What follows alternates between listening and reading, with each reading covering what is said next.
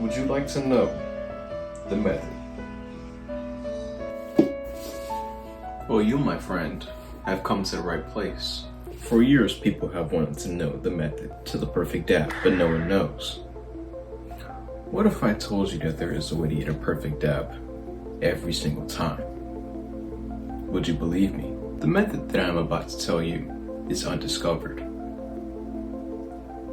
but it works. The key lies in three-step process, the low-high method, the hand size difference, the height difference, and the environment. If you can get these four aspects correct, you will get a perfect dab 90% of the time. Before we can get into the advanced tactics, we have to first test the basics of a good dab. Because if you don't get these things right, you will never get a perfect dab. One of the first fundamentals of a good dab is good technique. The basic dab technique is as follows. One person will have their hand flat and the other person will cup. You naturally do this when you clap. See, it doesn't work if both hands are flat. One hand has to curve. That is the basic dab form. This is the second fundamental of a good dab.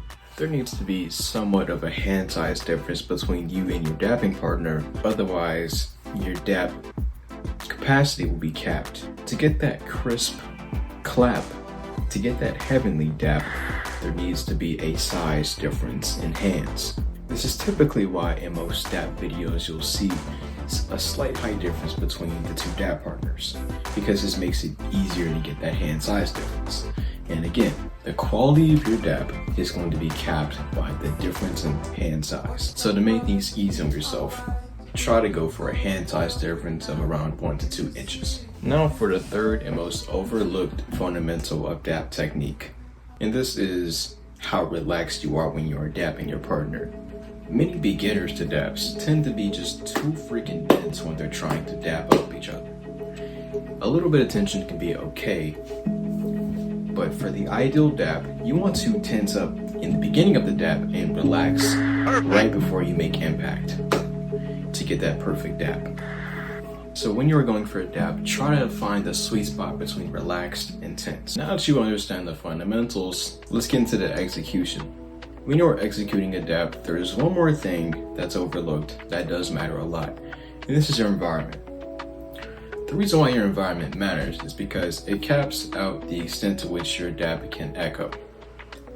Because you can get a crisp dab, but if that crisp dab is in a very, very small space and there is no room for the sound to travel, you're not going to get that heavenly dab effect. It's just going to sound crisp and clean, but it's going to sound a lot more crisp and clean if the dab is performed in an environment that allows for more space and to get that nice echo.